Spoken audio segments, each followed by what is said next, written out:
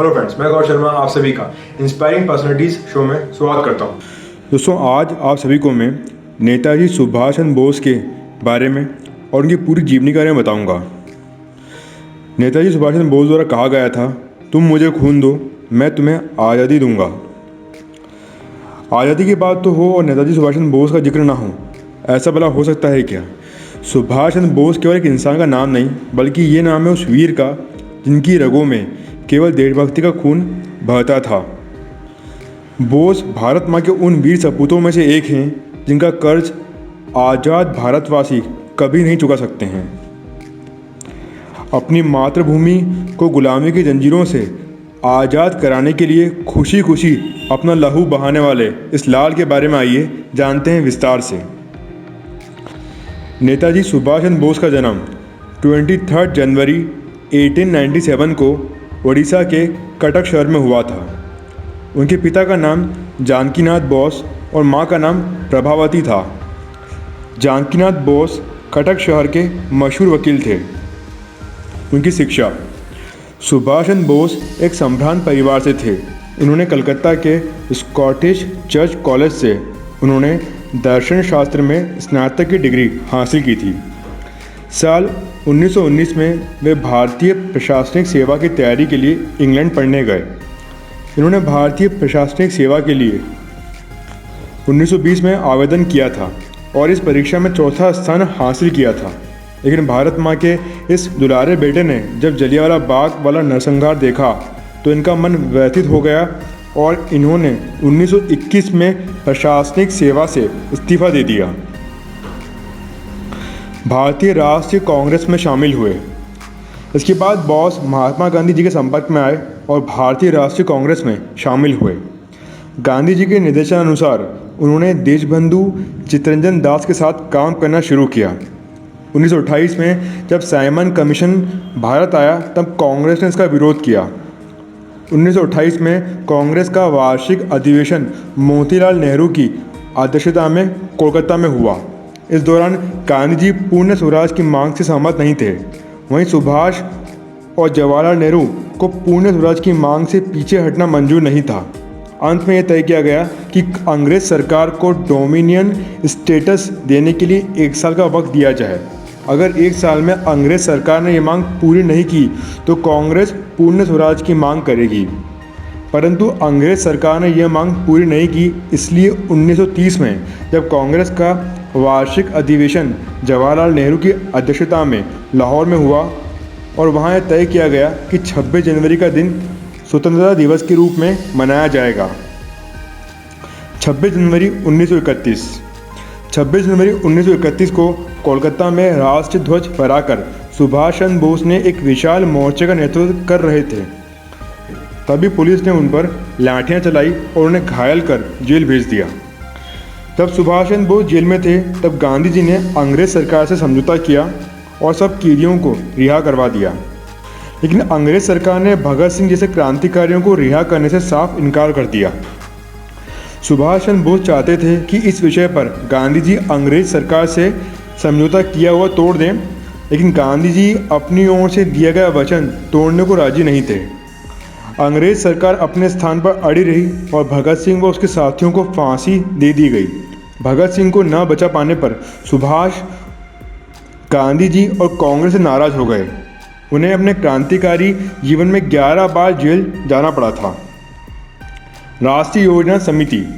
सुभाष को जल्दी बंगाल अधिनियम के अंतर्गत दोबारा जेल में डाल दिया गया। इस दौरान उनको करीब 1 साल तक जेल में रहना पड़ा और बाद में बीमारी की वजह से उनको जेल से रिहाई मिली। उनको भारत से यूरोप भेज दिया गया। वहाँ उन्होंने भारत और यूरोप के मध्य राजनीतिक और सांस्कृतिक संबंधों को बढ़ाने के लिए कई शहरों में केंद्र स्थापित किए। उनके भारत आने पर पाबंदी होने के बावजूद वो भारत आए और परिणामतः उन्हें 1 साल के लिए वापस जेल जाना पड़ा। 1937 के चुनावों के बाद कांग्रेस पार्टी 7 राज्यों में सत्ता में आ गई थी और उसके बाद सुभाष चंद्र बोस को भी रिहा कर दिया गया। इसके कुछ समय बाद सुभाष चंद्र बोस कांग्रेस के हरिपुरा अधिवेशन 1938 में अध्यक्ष चुने गए। अपने कार्यकाल के दौरान सुभाष ने राष्ट्रीय योजना समिति का गठन किया। 1939 के त्रिपुरी अधिवेशन में सुभाष को दोबारा अध्यक्ष चुन लिया गया। इस बार सुभाष का मुकाबला सिद्धारमैया से था। सिद्धारमैया को गांधी जी का पूर्ण समर्थन प्राप्त था। फिर भी 203 मतों से सुभाष चुनाव जीत गए, लेकिन गांधी जी ने सिद्धारमैया की हार को अपनी हार बताकर अपने साथियों से कह दिया कि अगर वे सुभाष के तरीकों से सहमत नहीं हैं तो वे कांग्रेस से हट सकते हैं। इसके बाद कांग्रेस कार्यकारिणी से 14 में से 12 सदस्यों ने इस्तीफा दे दिया। जवाहरलाल नेहरू तटस्थ बने रहे और अकेले शरद बाबू सुभाष के साथ रहे। कांग्रेस अध्यक्ष पद से इस्तीफा। 1939 का वार्षिक कांग्रेस अधिवेशन त्रिपुरी में हुआ था। इस अधिवेशन के समय सुभाष बाबू तेज बुखार से इतने बीमार हो गए थे कि उन्हें स्ट्रेचर पर लिटाकर अधिवेशन में जाना पड़ा। गांधी स्वयं भी इस अधिवेशन में उपस्थित नहीं रहे और उनके साथियों ने सुभाष को सहयोग नहीं किया। अधिवेशन के बाद सुभाष ने समझौते के लिए बहुत कोशिश की, लेकिन गांधी जी और उनके साथियों ने उनकी एक न मानी। परिस्थिति ऐसी बन गई थी कि सुभाष कुछ काम नहीं कर पाए। आखिर में तंग आकर 29 अप्रैल 1939 को सुभाष ने कांग्रेस पद से इस्तीफा दे दिया। Forward block. 3 मई 1939 को सुभाष ने कांग्रेस के अंदर ही फॉरवर्ड ब्लॉक के नाम से अपनी पार्टी की स्थापना की। कुछ दिन बाद सुभाष को कांग्रेस से ही निकाल दिया गया।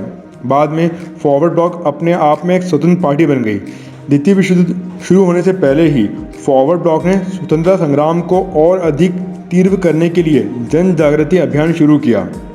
फॉरवर्ड ब्लॉक के सभी मुख्य नेताओं को कैद कर लिया गया। द्वितीय विश्व युद्ध के दौरान सुभाष जेल में निष्क्रिय रहना नहीं चाहते थे। सरकार को उन्हें रिहा करने पर मजबूर करने के लिए सुभाष ने जेल में ही आमरण अनशन शुरू कर दिया। हालत खराब होते ही सरकार ने उन्हें रिहा कर दिया, मगर अंग्रेज सरकार यह नहीं चाहती थी कि सुभाष युद्ध के दौरान मुक्त रहे। इसलिए सरकार ने उन्हें उन्हीं के घर पर नज़रबंद कर दिया। आज़ाद हिंद फौज का गठन। जनवरी 1941 में सुभाष अपने घर से भागने में सफल हो गए और अफगानिस्तान के रास्ते जर्मनी पहुंच गए। उन्होंने ब्रिटिश राज को भारत से निकालने के लिए जर्मनी और जापान से मदद की गुहार लगाई।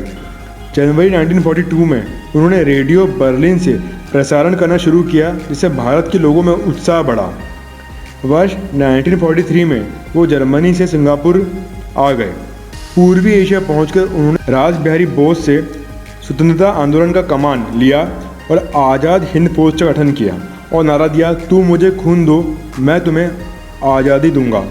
इसके बाद सुभाष को नेताजी कहा जाने लगा। नेताजी ने दिल्ली चलो का नारा दिया। द्वितीय विश्व युद्ध के दौरान आज़ाद हिंद फौज ने अपनी जापानी सेना के सहयोग से भारत पर आक्रमण किया। अपनी फौज को प्रेरित करने के लिए नेताजी ने दिल्ली चलो का नारा दिया। दोनों फौजों ने अंग्रेजों से अंडमान और निकोबार द्वीप समूह जीत लिए।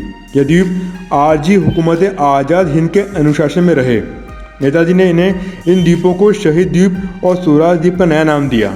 दोनों फौजों ने मिलकर इम्फाल और कोहिमा पर आक्रमण किया। बाद में अंग्रेजों का पलड़ा भारी पड़ा और दोनों फौजों को पीछे हटना पड़ा। गांधी जी को राष्ट्रपिता कहा गया। 6 जुलाई 1944 को आज़ाद हिंद रेडियो पर अपने भाषण के माध्यम से गांधी को संबोधित करते हुए नेताजी ने जापान से सहायता लेने का अपना कारण और आरजी हुकूमत आज़ाद हिंद और आज़ाद हिंद फौज की स्थापना के उपदेश के बारे में बताया। इस भाषण के दौरान नेताजी ने गांधी जी को राष्ट्रपिता कहा। तभी गांधी जी ने उन्हें भी नेताजी कहा। मृत्यु पर विवाद। ऐसा माना जाता है कि 18 अगस्त 1945 में एक विमान दुर्घटना में उनकी मृत्यु ताइवान में हो गई, परंतु उस दुर्घटना का कोई साक्ष्य नहीं मिल सका है। सुभाष चंद्र की मृत्यु आज भी विवाद का विषय है और भारतीय इतिहास का सबसे बड़ा संशय है।